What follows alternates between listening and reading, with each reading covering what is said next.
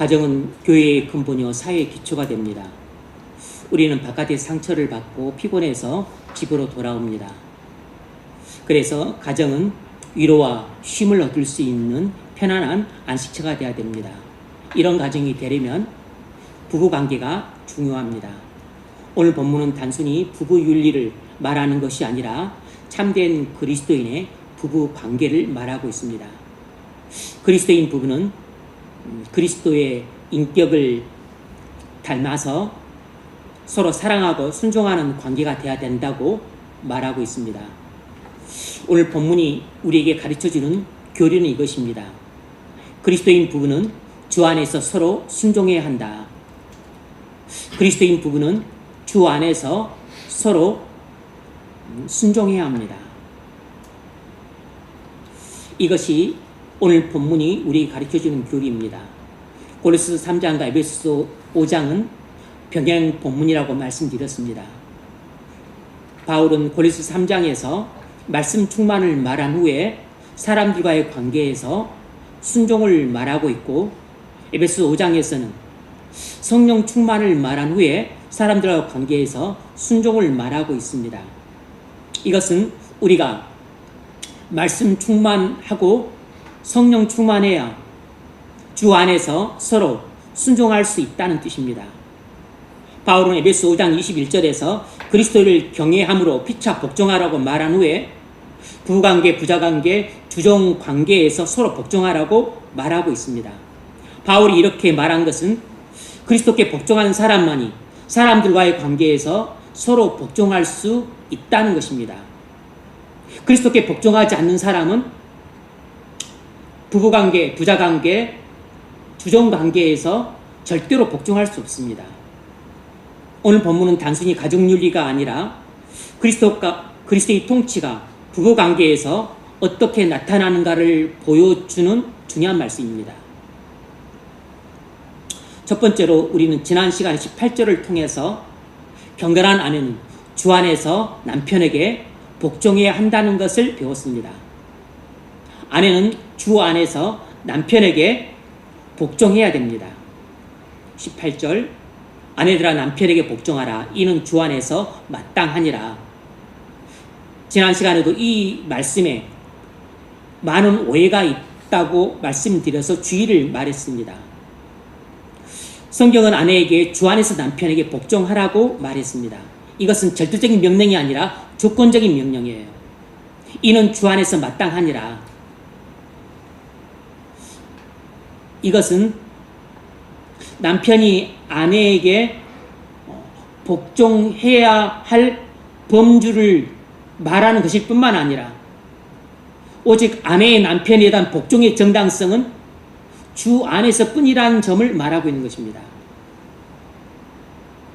아내는 오직 주 안에서만 남편에게 복종해야 합니다. 하나님의 영적이고 도덕적인 원리 안에서만 복종해야 됩니다. 아내는 주님이 기뻐하지 않고 근심할 일에 대해서는 남편에게 복종해서는 안 됩니다. 주님의 말씀에 부합한 범위 안에서만 복종해야 돼요. 남편의 경건한 리더십에 복종하라고 했지 남편의 불경건한 리더십에 또 복종하라고 하지는 않았습니다. 이 구조를 오해해서 무분별하게 순종해서 낭패를 보는 일이 없기를 바랍니다. 40대 집사님 부부가 있었는데 두 사람 다 부모님이 믿는 분들이었어요. 개인 사업을 해서 돈도 충분히 벌었지만 자기들 삶살이를 조금 여유롭게 하다 보니 11조를 내는 게 부담스러웠던 모양입니다. 물론 교회를 이것저것 옮겨 다니다 보니 신앙도 위야무야가 된 상태가 되었어요. 남편은 경건이 많이 부족하고 아내는 연약해도 순진한데 남편이 권위주의적이라 아내를 무시했습니다. 그래서 집안일은 전부 남편이 결정해서 11조를 안 내는 것도 남편 뜻대로 했던 모양이에요. 아내가 주 안에서 남편에게 복종하라고 했지 남편 말에 무조건 복종하라고 하지는 않았습니다. 그런데 아내는 11조뿐만 아니라 남편의 많은 잘못된 결정에 동의하지 않았지만 그저 따를 수밖에 없는 입장이었던 모양이에요. 결국 남편은 사업을 말아먹고 주식 투기에 실패해서 재산도 다 말아먹었습니다. 부부관계도 깨지고 가정도 파탄 지경에 이르렀어요. 그 아내가 만일 아내들아 남편에게 주 안에서 복종하라는 이 말씀의 의미를 이해하고 그리고 제대로 순종만 했어도 가정이 파탄 지경에 이르지는 않았을 것입니다. 남편의 불경건한 리더십에조차도 무조건 순종함으로 결국 하나님께 징계받아서 가정이 무너지고 말았습니다. 거기에는 남편 책임이 가장 크고 주되지만 아내의 책임도 없다 할 수 없는 것이에요. 이 말씀은 기본적으로 부부가 모두 경건한 그리스도인임을 가정하고서 권면하는 말씀입니다. 남편이 불신자거나 경건치 못한 사람이라면 남편에 대한 아내의 순종에 더욱 주의를 기울여야 됩니다. 에베소서 5장 24절에서도 아주 오해하기 쉬운 말씀이 있습니다. 에베소 5장 24절 그러므로 교회가 그리스도에게 하듯 아내들도 범사에 자기 남편에게 복종할지니라. 여기서 범사란 말이 문제가 됩니다. 바울은 아내에게 남편에게 범사에 복종하라고 말했습니다. 여기서 범사는 절대적으로 모든 일을 가리키는 게 아닙니다. 많은 사람들이 그렇게 생각해요. 범사라고 하니까 그냥 문자 그대로 절대적으로 모든 일을 가리킨다고 오해를 합니다. 그러면 큰일 나는 것이에요. 21절에 전제가 있는 것을 빼먹은 것입니다. 그리스도를 경외함으로 피차 복종하라. 이것이 22절 이후에 나오는 모든 사람들과의 관계에 대한 명령을 지배하는 말씀이에요. 이 전제 아래서 이 명령을 하고 있는 것입니다. 이게 전제가 성립이 돼야 이 명령도 성립이 되는 것이에요. 그리스도를 경외함으로 아내는 남편에게 범사에 복종하는 것입니다. 결국 무슨 말이냐면 아내는 남편에게 그리스도께 순종하는 범주 안에서의 모든 일에 국한해서만 그리스도께 순종하는 범위 안에 있는 모든 일에 대해서만 순종하라는 것이에요. 그리스도를 순종하지 않는 범위에 있는 일에 대해서는 순종할 필요가 없다는 것입니다. 그러니까 아내가 남편에게 순종할 때 그 순종의 기준은 주님 말씀이 돼야 되는 것입니다. 그래서 바울은 아내들아 남편에게 복종하라고 말한 후에 이는 주 안에서 마땅한지라고 단서를 달았던 것입니다. 이 단서는 남편에 대한 복종은 주 안에서만 정당성을 갖는다는 것을 의미하는 것입니다. 주 밖에서의 순종은 정당성이 없다는 것이에요. 경건하게 살려고 마음먹은 많은 자매들이 이 말씀을 수다하게 오해를 했습니다. 그리고 제가 청년 시절에도 교회를 다닐 때 많은 훌륭한 그 믿음의 선배들이 이 말씀을 오해했다는 사실을 한참 훗날 지나서 알게 되었습니다. 제가 청년 시절에 이 말씀의 의미를 온전히 깨닫지 못했기 때문에 목회자가 되어서 이 말씀을 연구하고 성경을 연구한 후에야 온전히 깨달았으니까.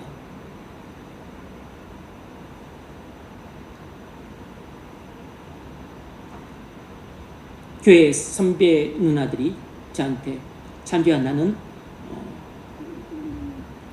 내게 신랑 될 사람이 설사 그가 믿음이 없거나 어떤 사람이라도 나는 그에게 순종하려고 해. 순종할 마음을 갖고 있어. 일반적으로 맞는 말입니다. 그런데 정확하게 어떤 범주를 갖고 있는지 제가 물어보지 않았기 때문에 거기까지는 모르겠지만 아주 위험한 말일 수 있다는 것을 알았어요. 경건한 가네들이요, 주 안에서 남편에게 복종하십시오.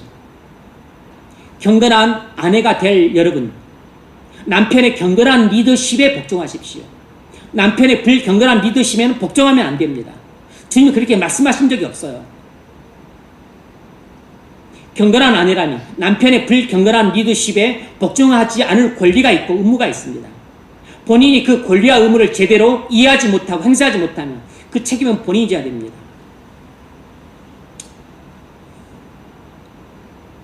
두 번째는 이것입니다. 오늘 본문을 통해 우리는 세 가지를 살펴볼 건데, 첫 번째는 지난 시간 살펴봤던 것을 부연 설명했습니다. 오늘은 두 번째, 세 번째를 살펴보겠습니다. 두 번째는 이것입니다. 경건한 남편은 아내를 사랑한다는 것입니다. 경건한 남편은 아내를 사랑합니다. 19절. 남편들은 아내를 사랑하며 괴롭게 하지 말라. 남편에게는 복종을 요구하지 않지만 그보다 훨씬 더 어려운 사랑하라는 명령을 주셨습니다. 성경에서 사랑은 감정이 아니라 자기 희생이에요. 남편의 사랑의 기준은 그리스도의 사랑입니다. 이걸 정확히 하셔야 됩니다.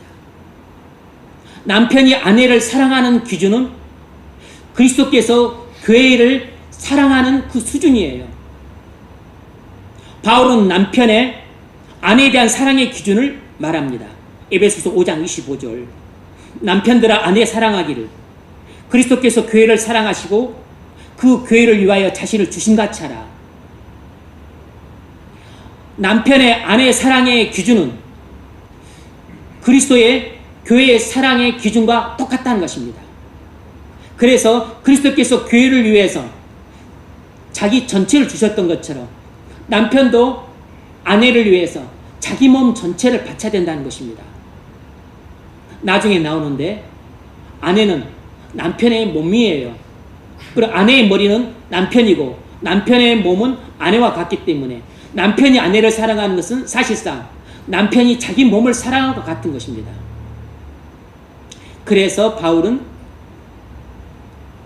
우리에게 남편들아 아내를 네 몸처럼 사랑하라 이렇게 말했던 것이에요. 남편이 아내를 사랑하는 기준은 교회에 대한 그리스도의 사랑의 기준과 같습니다. 그리스도는 자기 몸인 교회를 위해 자기 생명을 내줄 정도로 완전한 사랑을 하셨습니다. 그리스도의 성육신과 십자가 사랑은 철저히 자발적이고 희생적인 사랑이에요. 이보다 더 완벽하고 아름답고 감동적인 사랑이 없습니다. 그리스도는 교회를 위해 자기의 모든 영광과 존귀와 위엄과 부여를 다 포기하셨습니다. 교회가 마땅히 당해야 될 하나님의 진노의 심판을 교회 대신 당하셨습니다. 우리에 대한 그리스도의 사랑의 넓이와 길이와 높이와 깊이는 무한해서 측량할 길이 없어요. 우주보다 넓고 바다보다 깊고 하늘보다 높습니다. 이처럼 성경은 아내에 대한 남편의 사랑의 기준을 최고 수준으로 높였습니다. 그리스도께서 우리를 사랑하시는 수준으로 높여놓았으니 우리 능력으로 아내를 사랑한다는 것은 불가능합니다. 하나님의 풍성한 은혜 없이는 절대로 불가능한 일이에요. 그래서 바울이 먼저 중생을 말하고 3장 1절에서 말했죠. 너희가 그리스도와 함께 살리심을 받았으면 중생을 말하는 것입니다. 너희가 중생한 그리스도인이 되었으면 위의 것을 찾으라. 그래서 바울이 먼저 우리에게 중생을 말한 후에 그 다음에 말씀 충만을 말했던 것입니다. 그러니까 우리가 그리스도께서 교회를 사랑하시듯 남편이 아내를 사랑하려면 먼저 그리스도를 믿고 중생을 해야 됩니다. 그것만 갖고도 안 돼요. 말씀으로 충만해져야 됩니다. 그래야만 우리의 이기심과 자기 중심성을 극복하고서 주님이 교회를 사랑하듯 남편이 아내를 사랑할 수 있는 것입니다.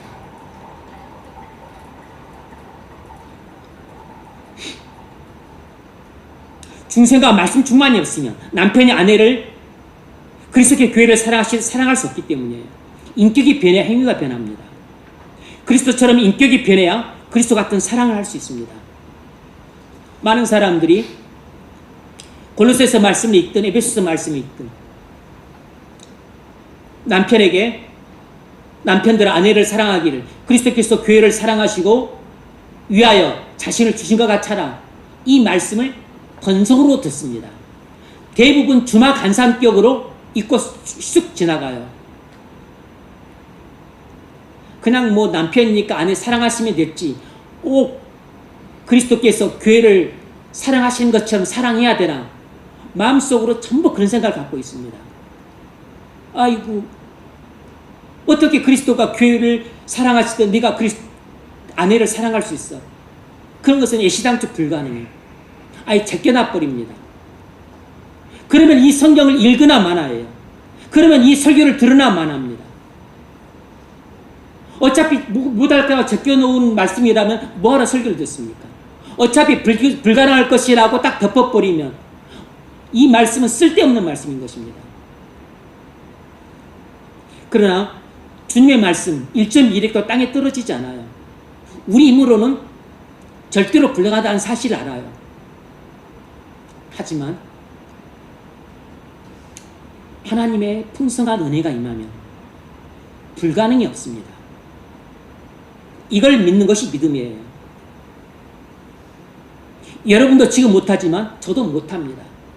그러나 그리스도의 말씀이 우리 속에 풍성히 거하기만 하다면, 그래서 우리가 말씀의 지배를 받는다면, 그 말씀을 통해서 성령께서 강력하게 역사하심으로 우리의 이기심과 자기 중심성을 극복하고 마침내 주님이 교회를 사랑하시듯 아내를 사랑할 수 있는 수준에까지 오르게 되는 것입니다.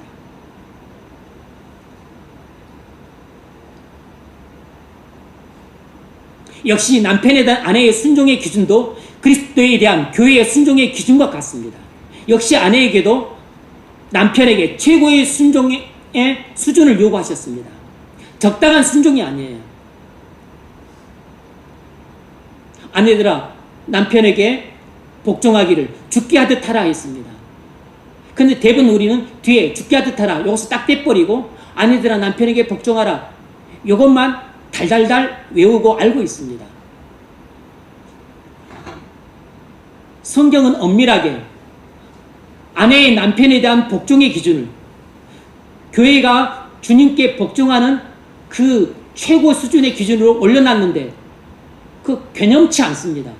그냥 본인 수준에서 남편에게 복종하면 된다고 하늘에까지 올려놓은 복종의 기준을 땅으로 본인이 내려놔요.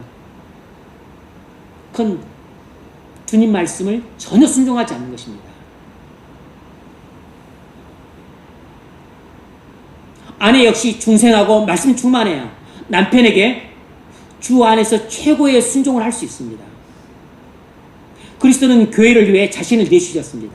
마가복음 10장 45절 인자가 온 것은 섬김을 받으려 함이 아니라 도리어 섬기려 하고 자기 목숨을 많은 사람의 대속물로 주려 함이니라. 남편의 권위는 섬김에서 나옵니다. 아내에 대한 자기 희생에서 나오는 것이에요. 남편의 권위는 단순히 학벌이나 직장이나 돈에서 나오는 것이 아닙니다. 이런 것을 통해서도 약간의 권위를 가질 수 있지만 이런 것을 의지한 권위는 외부 충격이 왔을 때 사상누각처럼 붕괴됩니다. 남편의 진정한 권위는 아내를 사랑으로 섬길 때 나옵니다. 가족들을 위해 자발적으로 희생할 때 나와요. 아내가 말하기도 전에 남편이 먼저 가정에서 더럽고 힘들고 어려운 일을 자발적으로 해내고 가족들이 위험에 처했을 때 위험을 무릅쓰고 가족들을 구인해야 됩니다. 아내가 문제를 저질렀을지라도 남편이 모든 책임을 져야 됩니다. 남편의 권위는 아내를 사랑함으로 이런 자발적이고 희생적인 섬김에서 나옵니다. 이런 남편의 영적인 권위는 외부 충격에도 흔들리지 않습니다. 많이 배고 똑똑하고 돈 잘 번다고 해서 남편의 권위가 세워지는 게 아니에요. 자존심을 세우는 남편은 못난 남편입니다. 권위가 없는 남편들이 자존심이 셉니다. 경건한 남편은 권위가 있는 것이지 자존심을 세우는 권위주의가 있는 게 아니에요. 오늘날 많은 남자들이 권위와 자존심을 분별을 못합니다. 자존심을 지키려는 사람들은 권위는 없고 권위주의만 남아있습니다. 룻기에는 보아스의 사랑이 나옵니다. 성경에서 그리스도를 가장 아름답게 예표하는 남편 가운데 한 사람이 보아스예요. 룻은 남편을 잃은 모압 여인이었습니다. 가진 것도 없고 사회적으로도 보호받기 어려운 처지의 청산과부였습니다. 당시 보아스는 베들레헴에서 아주 유력한 가문의 신망 높은 인물이었어요. 보아스는 룻을 처음 만났을 때 그의 외모를 보지 않고 그의 중심의 믿음을 보고서 크게 칭찬하고 그리고 따뜻하게 축복해 주었습니다. 그리고 룻에게 많은 배를 해 주었어요. 젊은 청산가부가 홀 시어머니를 떠나서 자기 신세를 바꿀 수 있는데 그러지 않고 홀 시어머니를 모시기 위해서 모압에서 베들레헴까지 왔다는 사실에 감동을 받았습니다. 룻기 22장 15절 룻이 이삭을 주로 일어날 때 보아스가 자기 소년들에게 명령하여 이르되 그에게 곡식단 사이에서 죽게 하고 책망하지 말며 또 그를 위하여 곡식 다발에서 조금씩 뽑아버려서 그에게 죽게 하고 꾸짖지 말라 하니라.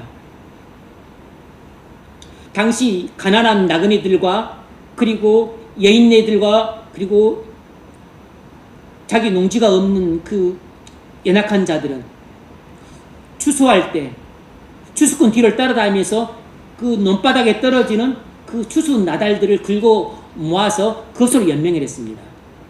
그런데 그것 갖고 부족하다 생각하니까 일부러 주인인 보아스가 자기 종들한테 일부러 곡식 나달을 떨어뜨리라고 했습니다. 그런 주인이 어디 있습니까? 그리고 구석구석의 많은 부분들은 베지도 말라 그랬어요. 가난하고 연약하고 사회적으로 불우한 환경에 있는 사람들을 배려해주는 따뜻한 마음을 가진 인물이 보아스였습니다. 보아스는 어려운 처지의 약자들을 따뜻하게 보호해줬어요. 그런 나오미 집안의 기름 부을 자가 되어서 경제적 손해를 감수하면까지 룻을 아내로 맞아들였습니다. 자기 유익을 위해서 맞아들인 게 아니고 룻의 간청과 나오미 집안의 그 대를 잇기 위해서 기업을 물러주기 위해서 자신의 많은 희생을 감수하면서까지 자기 돈을 들여서 그 나오미 집안의 기업을 사야 됐으니까 많은 손해를 봐야 됐습니다. 많은 손해를 감수하면서까지 룻을 아내로 맞아들이고 나오미 집안의 기업을 물려주었어요. 자기 유익보다 룻의 미래와 나오미 집안의 회복을 먼저 생각해 주었습니다. 그런 인물이 보아스예요. 보아스가 룻을 철저히 자발적이고 희생적으로 사랑했다는 것을 알 수 있습니다. 보아스의 이 희생적인 사랑을 통해서 오벳이 태어나고 오벳이 이새를 낳고 이새가 다윗을 낳았습니다. 결국 메시아가 보아스 가문에 태어난 것이에요. 룻에 대한 보아스의 사랑은 단순한 로맨스가 아니고 철저히 자기를 희생해서 다른 사람들을 살리는 사랑이었습니다. 이런 것이 아내에 대한 남편의 진정한 사랑이라고 말할 수 있어요. 바로 우리에 대한 그리스도의 사랑이 이런 자발적이고 희생적인 사랑이었던 것입니다. 룻에 대한 보아스의 사랑은 바로 룻처럼 기댈 곳 없고 절망적인 상태에 있는 우리에 대한 그리스도의 무한한 사랑을 예표하고 있는 것이에요. 경건한 남편은 아내에게 권위를 주장하는 것이 아니라 질그릇처럼 깨지기 쉬운 아내를 아끼고 배려하고 보호하는 남편인 것입니다. 그리스도께서 교회를 위해 자신을 내주셨듯이 남편의 사랑은 매일 희생과 섬김을 통해 드러나야 됩니다. 그러면 나는 이렇게 못 살아 라고 말하는 남자들이 대부분일 겁니다. 맞습니다. 이렇게 살 수 있는 남자는 단 한 명도 없어요. 전적으로 타락한 인간은 절대로 이렇게 못 삽니다. 그래서 중생이 필요해요. 죄와 허물로 죽은 우리 영혼이 그리스도와 함께 먼저 살아나야 됩니다. 그것만 갖고도 부족해요. 하나님 말씀이 우리 안에 충만하게 들어와야 됩니다. 그래서 그 말씀을 통해서 성령이 강력하게 역사를 해야 돼요.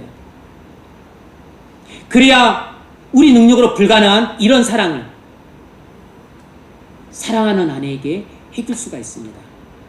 누구라도 말씀 충만해져서 그리스도의 인격으로 변화되면 이처럼 아내를 사랑할 수 있습니다.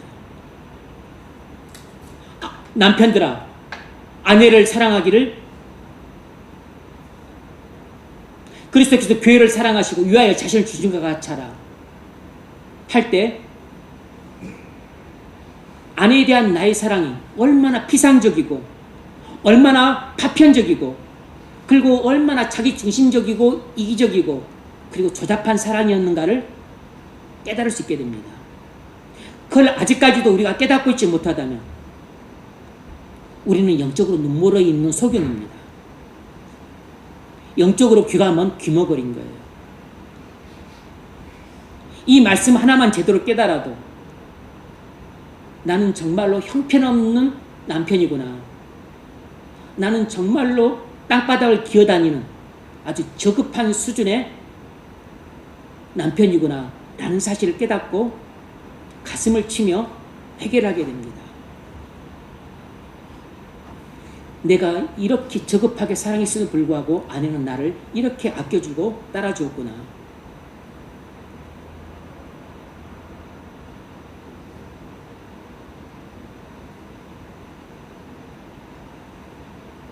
보아스가 누구를 사랑하듯이 나아가 그리스도께서 우리를 사랑하듯이 아내를 사랑할 수 있습니다. 그런 측면에서 최고의 남편은 주님의 인격을 닮은 남편이라고 할 수 있습니다. 오늘날 많은 남편들은 가족을 위해 돈을 버는 것을 사랑이라고 말합니다. 물론 그것도 중요하지만 그것보다 더 중요한 것은 아내를 사랑함으로 관심을 갖는 것이에요. 아내가 원하는 것은 최상의 경제력이 아니라 함께 들어주고 이해해주고 공감해주고 또 함께 울어주는 것입니다. 예수님은 교회를 위해 자신의 모든 영광과 존귀와 위엄과 부여를 포기하셨고 심지어 자기 생명까지 내주셨습니다. 아무 죄도 없으셨지만 우리 죄를 대신 지고 하나님의 진노의 심판을 받으셨습니다. 이것이 우리에게 베풀어 주신 그리스도의 완전한 사랑이에요.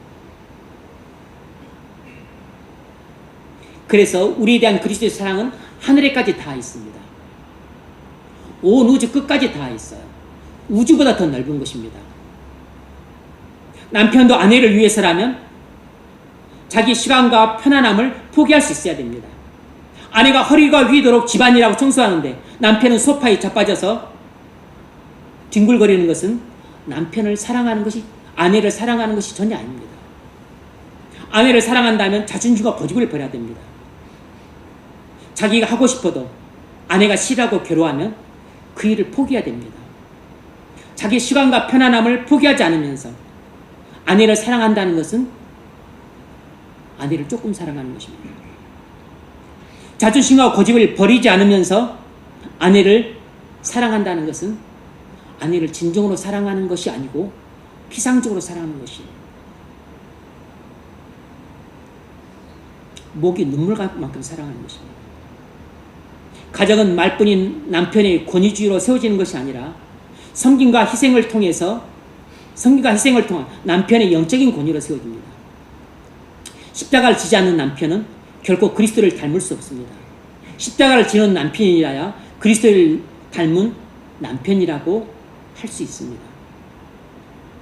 형제들은 그리스도를 닮는 남편이 되십시오.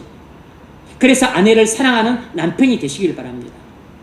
주님의 교회를 사랑하듯 그렇게 높은 수준에까지 아내를 사랑할 수 있길 바랍니다. 자매들은 주 안에서 남편에게 순종하는 경건한 아내가 되십시오. 그래서 그리스도를 닮은 경건한 남편을 만나시기 바랍니다. 이미 결혼하셨다면 남편이 그리스도를 닮아가도록 기도하십시오. 남편은 아내를 괴롭게 하지 말아야 됩니다. 바울이 남편들에게 특별히 당부했습니다. 아내를 괴롭게 하지 말라. 남편들 아내를 사랑하며 괴롭게 하지 말라. 괴롭게 하지 말라는 것은 지속적으로 분나게 만들지 말라는 것입니다. 계속해서 화나게 만들지 말라는 것이에요. 남편이 아내에게 무관심하거나 냉대하거나 포건하거나 무시하거나 권위주의 태도를 취하는 것은 아내를 괴롭게 하는 것입니다. 남편이 아내가 혐오하는 일을 하거나 하나님 아버지께서 근심한 일을 하거나 가정의 진노를 불러올 일을 하는 것은 아내를 심히 괴롭게 하는 것입니다. 제발 아내를 이렇게 괴롭게 하지 마십시오. 베드로서 3장 7절에서 이렇게 말했습니다. 남편들아 이와 같이 자식을 따라 너희 아내와 동거하고 그를 더 연약한 그릇이요 또 생명의 은혜를 함께 이어받을 자로 알아 귀히 여기라. 이 말은 천국의 기업을 함께 물려받을 자로 알고 소중히 여기라는 것입니다. 이는 너희 기도가 막히지 아니하게 하려 함이라. 아내를 괴롭게 하고 근심케 하는 남편은 이미 하나님과의 관계가 깨져 있는 남편입니다. 사무엘상 25장을 보면 나발과 아비가일 이야기가 나옵니다. 나발은 부유했지만 완고한 사람이었어요. 다윗이 광야에서 그의 목자들과 양떼들을 돌봐주고서 정중히 부탁을 했습니다. 그러나 나발은 다윗을 모욕하며 거절했어요. 그러자 다윗이 군사들을 이끌고 나발의 집을 향해 쳐들어가고 있었습니다. 나발의 교만함과 어리석음이 처자식들을 위험에 빠뜨렸어요. 교만하고 어리석은 남편은 이처럼 인간적으로는 아내를 사랑할지 모르지만 진정한 의미에서는 아내를 사랑할 수가 없습니다. 왜냐하면 남편이 아내를 사랑한다는 것은 처자식들을 위험에서 보호하고 생명을 안전하게 지켜주는 것인데, 이 교만하고 어리석은 남편은 오히려 항상 재앙을 불러옵니다. 하나님의 진노를 살 일들만 하고 있어요. 하나님의 징계와 심판을 받을 일을 서슴지 않고 행함으로 재앙을 불러오고 진노를 불러오고 그리고 하나님의 심판을 불러오고 있는 것입니다. 그래서 본인도 위험에 빠지지만 처자식도 위험에 빠뜨려서 온 가정을 큰 고통과 불행을 겪게 만드는 것입니다. 그래서 불경건한 남편은 진정한 의미에서 아내를 사랑할래야 사랑할 수가 없습니다. 아비가일은 이 소식을 듣고 남편 몰래 음식을 준비해서 다윗 앞에 엎드려 가정을 살렸습니다. 만일 아비가일이 마음속으로 난 줄 마음이 있었는데 남편이 주지 말라니까 주지 말아야지 하면서 그냥 있었더라면 나발뿐만 아니라 아비가일과 그 자식들과 종들까지도 완전히 몰살당하는 대참사가 발생했을 것입니다. 아비가일이 교만하고 어리석은 남편의 말을 주 안에서 순종하지 않았기 때문에 가문 전체를 살릴 수 있었어요. 만일 아비가일이 남편이 말했으니까 순종해야지 하고 순종했더라면 그날 다 몰살당했을 것입니다. 지혜로운 아비가일이 어리석은 남편의 말이 주님의 교훈과 어긋난다고 올바르게 분별함으로써 순종하지 않아서 남편도 살리고 자식도 살리고 가문을 살린 것입니다. 경건한 아내는 남편의 불순종한 리더십에 순종하지 말아야 됩니다. 그 대신 주님의 말씀과 성령의 인도하심에 순종해야 자신도 살고 가족도 살릴 수 있어요. 나발의 교만과 어리석음과 고집에서 나오는 아나무인과 멸시와 천박한 언행은 하루 이틀 일이 아니었을 것입니다. 그것이 지혜로운 아내 아비가일의 마음을 얼마나 괴롭게 했겠습니까? 나발의 완고한 인격과 천박한 행실은 아내 아비가일을 괴롭게 하고 근심케 해서 마음 편할 날이 없었을 것이에요. 남편이 직장이 좋고 돈을 잘 벌고 집이 있다고 해서 아내가 마냥 즐거워하고 행복해 하는 것은 아닙니다. 남편의 인격이 교만하고 어리석고 고집세고 행실은 아나무인이고 무시하기 잘하고 천박하다면 경건한 아내는 아무리 넓은 집에서 풍족하게 살아도 마음은 늘 괴롭고 근심이 가득할 수밖에 없어요. 사람을 상처 입히는 것은 언어폭력이나 물리적인 폭력만이 아닙니다. 반복되는 무관심, 무표정, 남들과 비교하는 말, 냉랭한 말투, 무시하는 태도, 말을 해도 반응하지 않는 태도, 이런 것들이 사람의 마음을 서서히 무너뜨립니다. 남편들이 직장에서 일하느라 피곤하니까 집에 오면 쉬고 싶은데 아내들은 남편과 소통하면서 오손도손 이야기하고 싶어 합니다. 금성에 사는 여자와 화성에 사는 남자의 차이를 잘 이해하고 서로 맞춰주는 노력이 필요합니다. 남편이 넓은 마음으로 사랑하는 아내에게 많이 맞춰줄 필요가 있죠. 그래야 가정이 안식처이자 행복한 집이 될 수 있습니다. 혹시 지금까지 아내의 마음을 아프게 했다면 남편들은 변명하기보다 먼저 하나님 앞에 나가서 조용히 회개하셔야 됩니다. 저는 중성하지 못해서 그랬어. 잘 몰라서 그랬습니다. 그랬을 것입니다. 그런다고 해서 변명이 전당성 갖는 것은 아니에요. 남편은 아내를 괴롭게 하지 말고 즐겁게 해주십시오. 그래야 가정이 편안해집니다. 아내가 웃어야 가정이 평안해져요. 사랑은 자기 유익보다 배우자 유익을 먼저 구합니다. 바울은 사랑을 이렇게 정의했습니다. 고린도전서 15장 4절. 사랑은 오래 참고 사랑은 온유하며 자기 유익을 구하지 아니하며.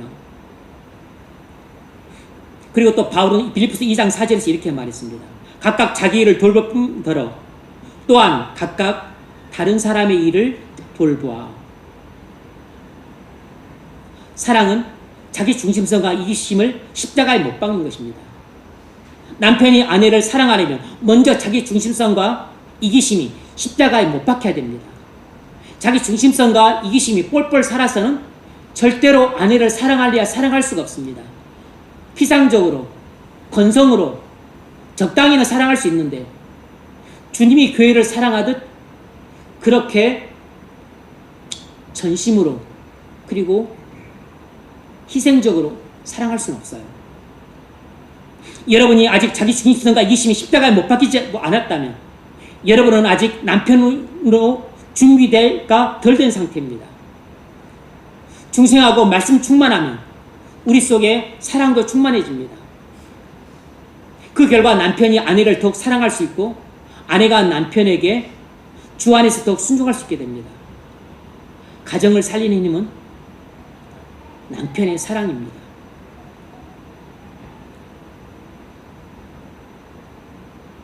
죄인의 본성은 언제나 편하고 놀고 결로주고 싶어합니다. 그러나 우리가 그리스도의 사랑으로 충만해지면 생각이 바뀌어요. 어떻게 하면 아내를 더 행복하게 할까? 이 궁리를 합니다. 어떻게 하면 아내를 더 즐겁게 하고 그리고 더 기쁘게 해줄 수 있을까? 이 궁리를 해요.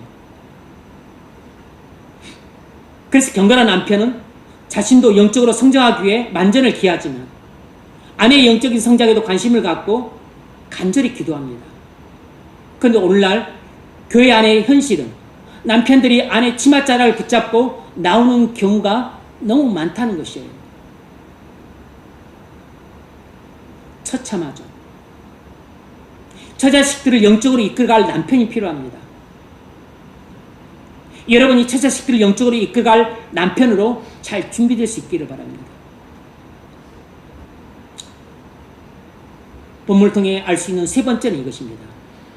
경건한 부부는 그리스도의 주권 아래 서로를 섬긴다는 것입니다. 경건한 부부는 그리스도의 주권 아래에서 서로를 섬깁니다. 18절 이하의 모든 명령은 앞 부분과 연결되어 있습니다. 그리스도의 말씀이 너희 속에 풍성히 거하게 하라. 이 말씀과 긴밀히 연결되어 있어요. 무엇을 하든지 다 주 예수의 이름으로 하라. 이 말씀과 긴밀히 연결되어 있습니다. 이 말씀이 전제예요. 이 말씀을 전제로 하고서 아내에게 남편에게 복종하라고 했고 남편에게 아내를 사랑하라고 명령했던 겁니다. 자식은 부모에게 순종하고 부모는 자식을 괴한과 훈계하고 종은 주인에게 복종하고 또 주인은 종을 따뜻하게 돌보고 이 명령을 전부 그리스도의 말씀이 너희 속에 풍성히 거하게 하라. 이 전제를 깔고 하는 이야기예요. 무엇을 하든지 다 주 예수의 이름으로 하라. 이 전제 아래에서 하고 있는 명령입니다. 그러니까 이렇게 살 수 있는 사람은 그리스도의 말씀이 자기 속에 풍성히 거해야만 합니다. 무엇을 하든지 다 주 예수님의 인격으로 해야 하는 것이에요. 그래서 아내들아 남편들아 이런 명령이 나오는 겁니다. 뭐라 할 수 있습니까? 부부 생활은 독립된 윤리가 아니라 그리스도의 통치가 가정 안에서 나타난 모습이란 걸 알 수 있죠. 오늘 본문은 독립된 그리스도인의 부부 윤리를 말하는 게 아니고 그리스도의 통치가 가정 안에 나타난 모습을 보여줍니다.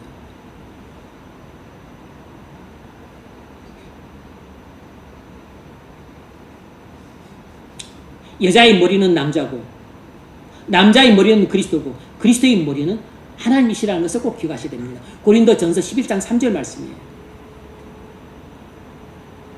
부부간의 순종의 출발은 그리스도께 대한 순종입니다.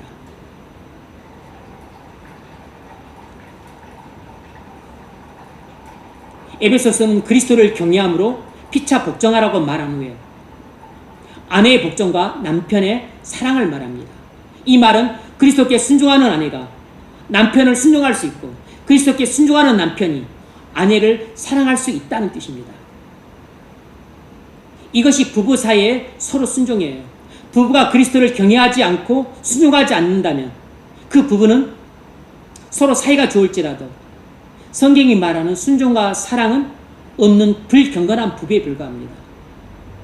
불경건한 부부는 서로를 사단을 닮도록 죄의 자리로 이끕니다.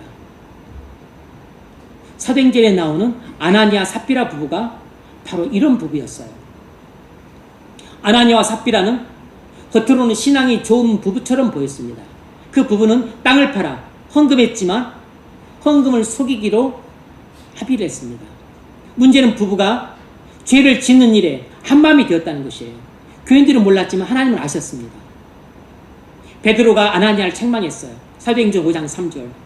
베드로가 이르되 아나니아야 어찌하여 사탄이 내 마음에 가득하여 내가 성령을 속이고 땅값 얼마를 감추었느냐. 땅이 그대로 있을 때에는 내 땅이 아니며 판 후에도 내 마음대로 할 수 없더냐. 어찌하여 이 일을 내 마음에 두었느냐. 사람에게 거짓말을 한 것이 아니요 하나님께로다. 그리고 하나님의 심판이 임해서 아나니아가 즉사했습니다. 이후에 들어온 아내 삽비라도 똑같은 거짓말을 했습니다. 그리고 남편 아나니아처럼 하나님의 동일한 심판을 받고 즉사했습니다. 이 부부는 서로를 하나님께 가까이 이끈 것이 아니라 함께 죄를 합리화하며 하나님을 속였습니다. 사탄이 이 부부의 마음에 가득해서 하나님을 속이고 돈을 감췄습니다. 이처럼 불경건한 부부는 서로를 사탄을 닮도록 죄의 자리로 서로를 이끕니다. 잘못된 방향의 부창부수인 것이에요. 부부는 서로를 닮아갑니다. 그리스도를 닮아간다면 반가운 일이지만 사탄을 닮아간다면 무서운 일인 것입니다. 3대째 믿음의 가문에서 자란 자매가 결혼해서 남편이 충분히 벌어오는데 살림살이에 부족하다고 11조를 안 하기 시작했습니다. 그러자 한 번도 11조를 빼먹지 않고 휴학까지 하고 선교지에 다녀올 정도로 열심히 있었던 그 형제도 그러냐고 하면서 아내의 그 잘못된 행동을 꾸짖고 바로잡지 않고 동조해버렸습니다. 별 문제의식 없이 그냥 11조를 안 하는데 동참했어요. 그들은 몰랐습니다. 자신들 마음속에 사탄이 가득해서 하나님을 속이고 있다는 것을 몰랐던 것이에요. 교회에서 나고 자란 소위 말하는 모태신앙들이었음에도 불구합니다.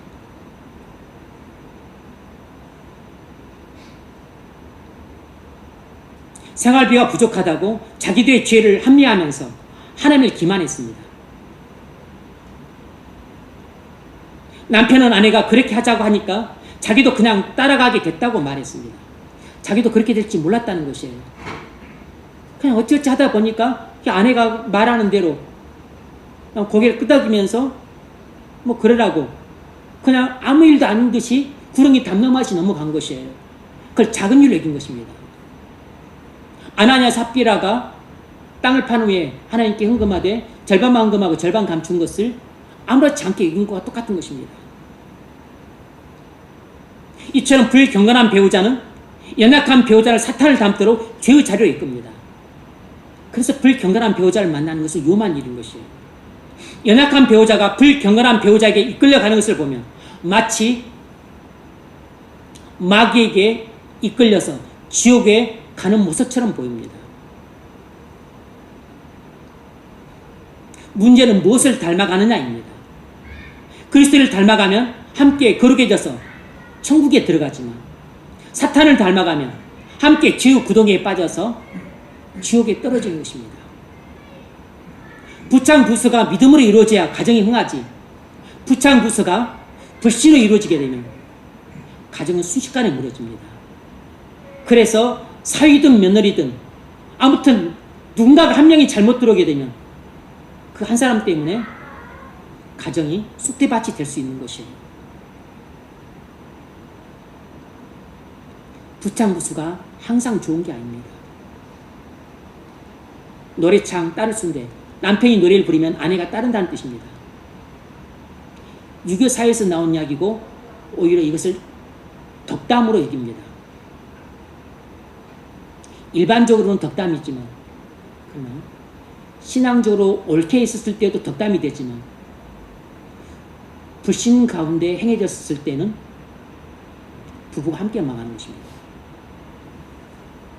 그러므로 경건한 부부는 서로를 그리스도께 더 가까이 이끄는 가장 가까운 성화의 동역자가 되어야 됩니다. 여러분은 부부가 서로를 주님께 더 가까이 이끄는 성화의 동역자가 되기를 바랍니다. 많은 부부 갈등은 배우자를 바꾸는 데서 시작됩니다. 그러나 하나님은 배우자를 고치라고 하지 않으시고 먼저 자신이 그리스도께 복종하라고 말씀하십니다. 남편이 먼저 그렇게 순종하면 아내도 그리스도께 순종합니다. 아내가 먼저 그리스도께 순종하면 언젠가는 남편도 그리스도께 순종할 날이 옵니다. 그때 부부는 진정으로 서로를 존중하게 돼요.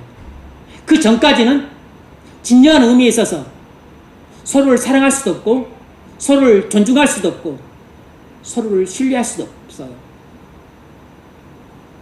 그리스도께 순종하지 않는 남편을 아내가 어떻게 신뢰하고 존중합니까? 그리스도께 순종하지 않는 아내를 남편이 어떻게 신뢰하고 존중할 수 있겠어요? 어느 정도는 사랑하겠지만 사랑이 깊어지기가 어렵죠.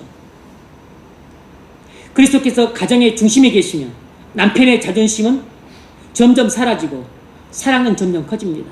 부부가 매일 함께 말씀을 읽고 기도하는 가정은 갈등이 전혀 없는 가정이 되지는 않지만 발생하는 갈등을 말씀으로 해결하는 가정은 됩니다. 먼저 그리스도께 순종하는 부부가 되십시오. 그러면 서로 사랑하고 순종하게 될 겁니다. 그 결과 여러분 가정이 그리스도의 통치에 순종함으로 의와 평강과 희락이 넘치는 하나님 나라가 세워지게 될 겁니다. 부부는 서로의 성화를 돕는 동역자라는 사실을 기억하셔야 됩니다. 부부는 가장 친한 친구이면서 동시에 서로의 성화를 돕는 성화의 동역자입니다. 잠언 27장 17절은 이렇게 말합니다. 철이 철을 날카롭게 하는 것 같이 사람이 그의 친구의 얼굴을 빛나게 하느니라. 그러니까 성도는 경건한 성도를 친구를 두라는 뜻입니다. 그런데 부부가 가장 친한 친구예요. 그래서 그리스도인 부부는 서로를 하나님께 더 가까이 이끄는 가장 가까운 성화의 동역자가 될 수 있습니다. 그리스도인 부부는 서로 그리스도를 닮도록 도울 수 있어요. 그런데 부부가 한쪽은 불경건하고 한쪽은 연약하다면 어떻게 가장 친밀한 친구로서 서로의 성화를 돕는 성화의 동역자가 되겠어요?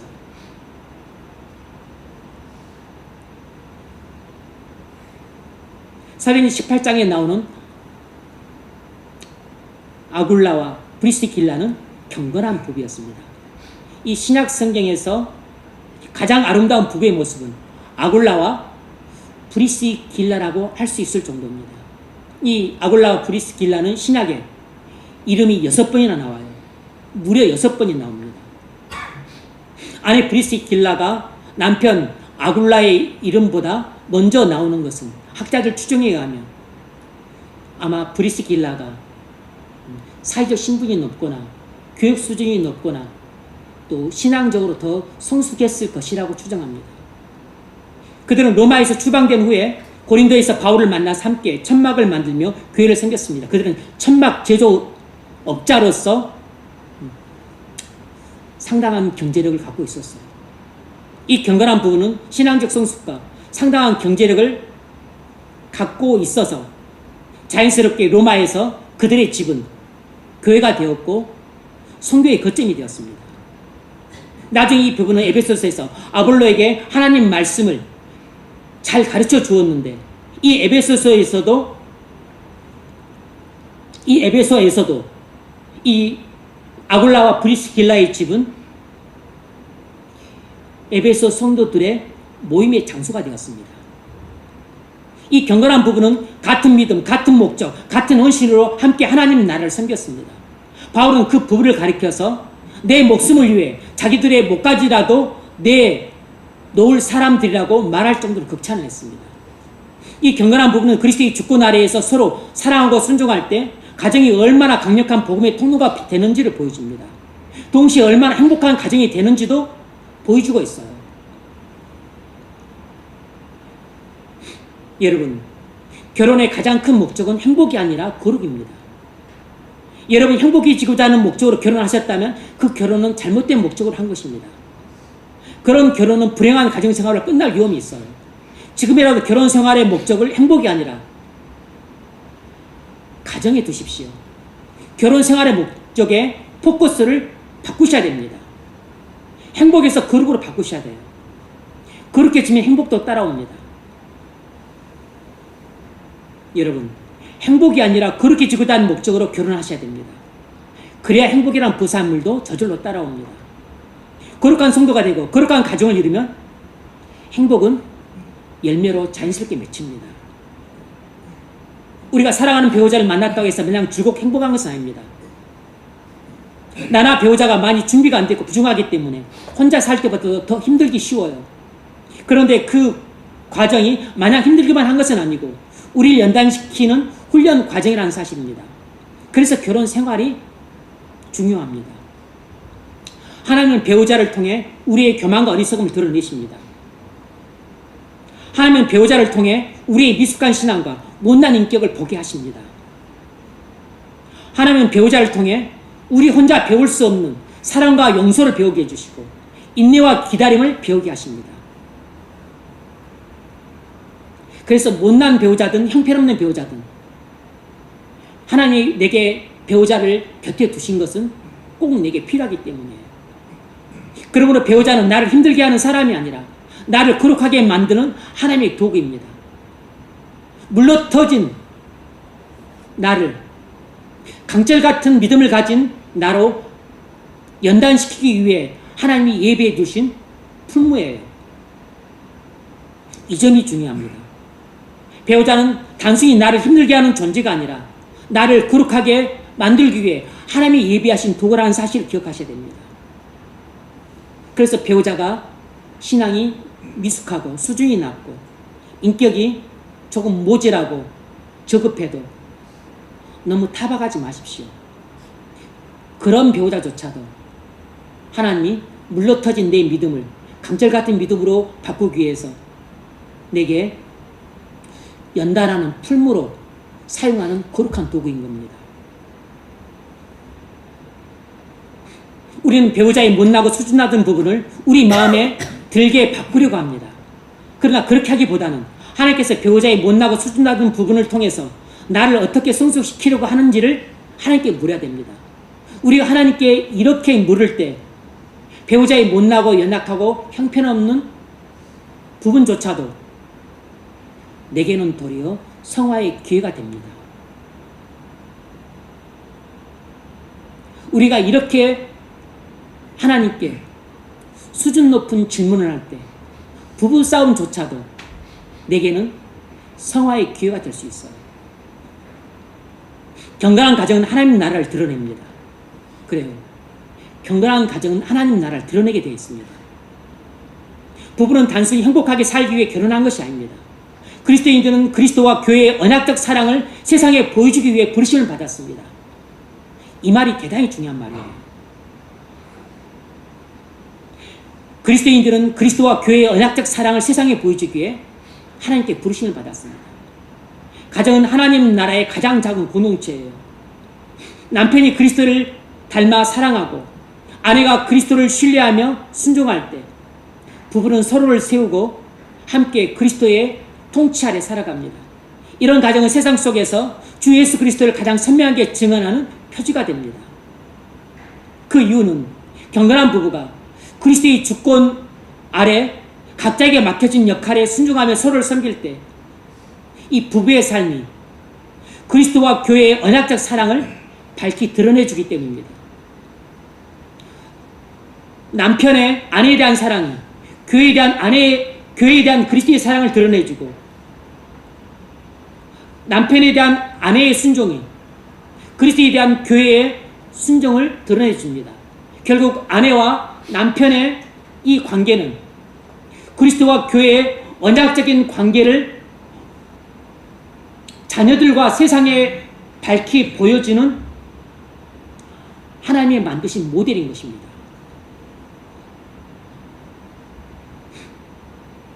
여러분, 오늘날 세상은 숭고한 가정을 찾고 있습니다. 그러나 하나님은 거룩한 가정을 찾으세요. 거룩한 교회가 거룩한 가정을 만듭니다. 그러나 역으로 거룩한 가정이 세워져야 거룩한 교회로 든든히 세워지기도 합니다. 가정은 가장 작은 교회입니다. 부모는 자녀들이 맨 먼저 만나는 목회자라는 사실을 기억해야 됩니다. 자녀에게 있어서 첫 번째 목회자는 부모예요. 엄마 아빠가 자녀들의 첫 번째 만나는 목회자입니다. 부부가 먼저 하나님께 온전히 순종하고 그 다음으로 서로 사랑하는 모습을 자녀가 볼 때 자녀는 부모의 말보다 부모의 삶을 통해 복음을 배우게 됩니다. 이런 경건한 가정에서 탁월하게 경건한 자녀들이 나오지 않는다면 이상한 일이죠. 예컨대 엘가나와 한나 부부에게서 사무엘 같은 경건한 자녀가 나온 것은 어찌 보면 자연스러운 것입니다. 반대로 부모가 교회에 나가 예배는 열심히 하면서도 집에서는 한심스럽게 산다면 자녀들은 틀림없이 시험에 들어서 복음의 능력을 의심하게 될 것입니다.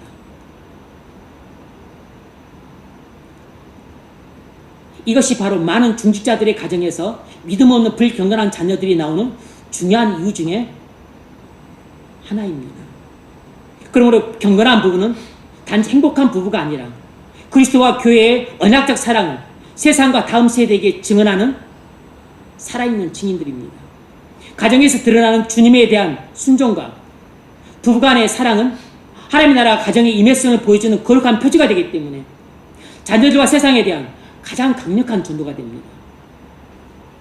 남편과 아내가 주님께 전적으로 순종하고 그리고 부부가 한결같이 변함없이 그렇게 서로 사랑하고 서로 순종한다면 자녀들은 그 부모의 주님께 대한 순종과 부부간의 그 한결같은 사랑을 보면서 복음이 진리임을 확신하게 됩니다.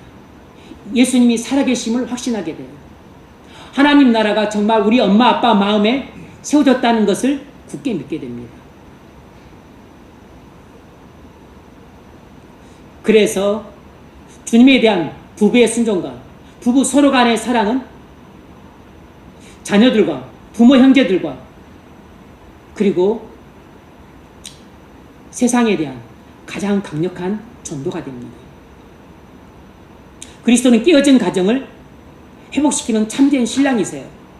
고린도서 3장을 단순히 가정 윤리만 읽는다면 우리는 본문을 제대로 이해한 것이 아닙니다. 성경에서 결혼은 언제나 구속사의 그림이에요. 창세기에서 하나님은 아담의 갈빗대를 열어서 하와를 만드셨습니다.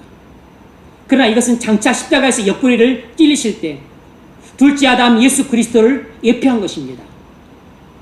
예수님이 십자가에서 자기 몸을 내어주심으로 신부인 교회를 탄생시키셨습니다. 하나님은 아담의 옆구리를 찢어서 아내 하와를 만드셨던 것처럼 하나님은 십자가에서 그리스도께서 옆구리에 찔리게 하심으로써 신부인 교회를 만드신 것이에요. 바울은 에베소서 5장에서 부부관계를 그리스도의 사랑과 교회의 순종의 언약관계로 설명했습니다. 근데 여러분이 에베소 5장을 읽으면서 그런 점에 거의 주목하지 않았을 것입니다. 에베소 5장 24절 25절 그러므로 교회가 그리스도께 하듯 아내들도 범사에 자기 남편에게 복종할지니라. 아내의 순종의 기준은 교회가 그리스도께 순종하는 그 기준입니다. 남편들은 아내를 사랑하기를 그리스도께 교회를 사랑하시고 그 교회를 위하여 자신을 주님같이 하라. 남편의 사랑의 기준은 그리스도의 사랑이에요. 바울은 한참 부부관계를 말한 후에 최종적으로 이렇게 정리했습니다. 에베소 5장 32절 이 비밀이 크도다. 나는 그리스도와 교회에 대하여 말하노라. 바울은 실컷 부부관계를 말한 후에 맨 나중에 나는 부부관계를 말한 게 아니고 그리스도와 교회 관계를 말했다. 이렇게 뜬금없는 말처럼 들리는 말을 해요. 그러니까 바울이 비록 부부간의 순종을 말했지만 바울이 정말 말하고 싶었던 것은 이 남편의 사랑과 아내의 순종의 관계를 통해서 바울은 그리스도와 교회의 언약적 관계를 말하고 싶었던 것이에요. 바울이 말하고 싶었던 그 본질은 부부간에 서로 사랑하고 순종하라 이것이 아니고 부부관계를 말하면서 바울이 말하고 싶었던 본질적인 메시지는 그리스도와 교회는 바로 이렇게 뗄래야 뗄 수 없는 언약적인 관계에 있다는 것을 말하고 싶었던 것이에요.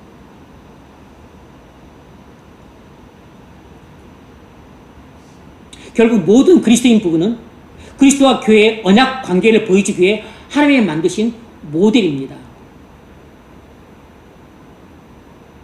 하나님이 우리를 결혼을 통해 부부로 부르신 궁극적인 목적은 그리스도와 교회의 사랑과 순종의 언약 관계를 보여주기 위한 것입니다. 그리스도인 부부는 그리스도와 교회의 언약 관계를 이 어두운 세상에 밝히 보여주는 모형입니다. 그래서 우리가 부부로서 아내를 자기 몸처럼 사랑하고 남편을 주 안에서 그렇게 복종하며 자녀들과 세상 사람들은 이 우리의 순종과 사랑을 보면서 그리스도와 교회의 언약적인 관계를 영적으로 보게 되는 것입니다. 그리고서 그들은 복음을 믿게 돼요. 그리고 그들은 그리스도를 믿게 됩니다. 그리고 그들은 하나님 나라가 우리 마음속에 임했다는 그 놀라운 사실들을 느끼게 돼요. 그리고서 하나님께 그들은 알게 모르게 영광을 돌리게 됩니다. 아담은 죄를 범하여 아내를 보호하지 못했지만 그리스도는 자기 생명을 버려서 신부를 끝까지 사랑하셨습니다. 하와는 유혹에 넘어갔지만 교회는 그리스도의 은혜 안에서 거룩하게 변화되어 갑니다.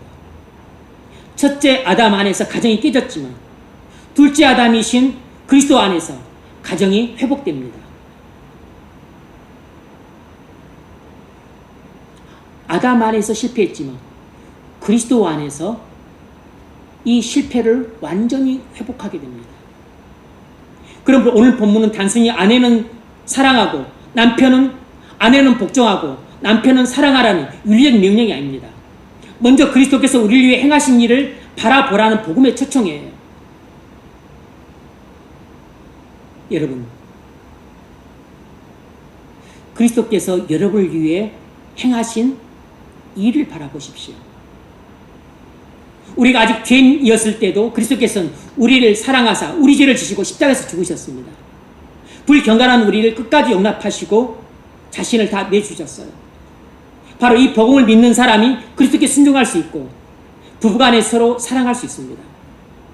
그러므로 그리스도인 부부는 서로를 바라보며 살아가는 사람들이 아니라 함께 그리스도를 바라보면서 살아가는 언약의 동역자들입니다. 그리스도인 부부는 최고의 목표를 가정의 행복에 두면 안 되고 그리스도와 교회의 사랑과 순종을 드러내는 모형을 성취한 데 두어야 됩니다. 그리스도인 부부의 최고의 목표는 가정의 행복이 아니고 그리스도와 교회의 언약적인 사랑의 관계를 드러내는 모형으로 세워져야 됩니다. 이 비밀이 크도다. 나는 그리스도와 교회에 대하여 말하노라. 저는 에베소서에서 이 말씀을 여러 차례 읽고 연구했음에도 불구하고 사실 이 말씀 속에 담겨있는 이 심오하고도 풍성하고도 이 방대한 의미를 깨닫지는 못했습니다. 그런데 이 설교를 몇 주에 걸쳐 준비하면서 깨닫게 됐어요. 말씀을 준비하면서 말씀 속에 담겨있는 진리를 깨달으면서 무척 기쁘고 즐겁고 감격스러웠습니다.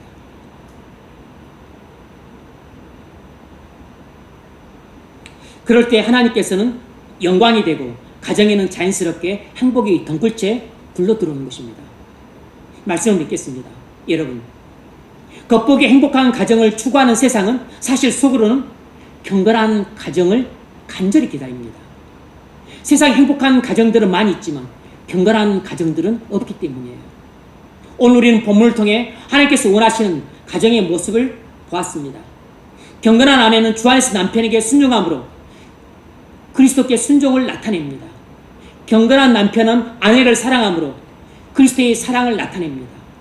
이처럼 경건한 부부는 주님의 통치에 순종하여 서로 사랑하고 순종함으로 하나님의 나라를 드러냅니다. 아내가 주 안에서 남편에게 순종하고 남편이 아내를 사랑하는 것은 인간이 성품이나 노력으로 할 수 없는 일이에요. 죄인은 본능적으로 자신을 사랑해서 배우자에게 희생을 요구합니다. 자신은 변화되지 않으려고 하면서 배우자를 변화시키려고 합니다. 자기 입맛에 맞게. 이처럼 죄인은 이기적이고 자기 중심적이어서 자력으로는 변화가 불가능한 절망적인 존재들입니다. 그래서 아담 안에 있는 죄인들에겐 아무런 소망이 없어요. 하지만 그리스도 안에는 불가능을 가능으로 바꾸는 참된 소망이 있습니다. 그래서 죄인들에겐 복음이 필요해요.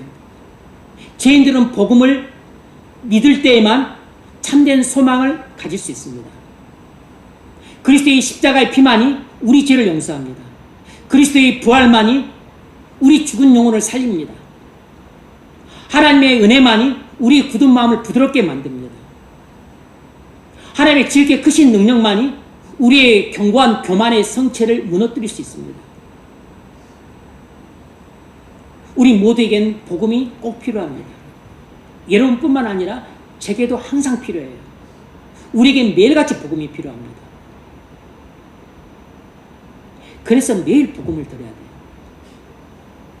그리스도 안에서 하나님은 능력으로 역사해서 우리 힘으로 불가능한 변화를 가능하게 하십니다. 그러므로 내가 그동안 불가능했다고 해서 앞으로도 불가능할 것이라고 그렇게 불신하지 마십시오. 아담 안에서는 불가능했지만 그리스도 안에서는 누구라도 가능합니다. 그리스도 안에서는 하나님의 지극히 크신 능력이 역사함으로 우리 힘으로 불가능했던 그 중생을 이루시고 말씀 충만을 주셔서 우리 힘으로 할 수 없는 주 안에서 순종을 하고 그리고 아내를 자기를 희생해서 섬길 수 있습니다.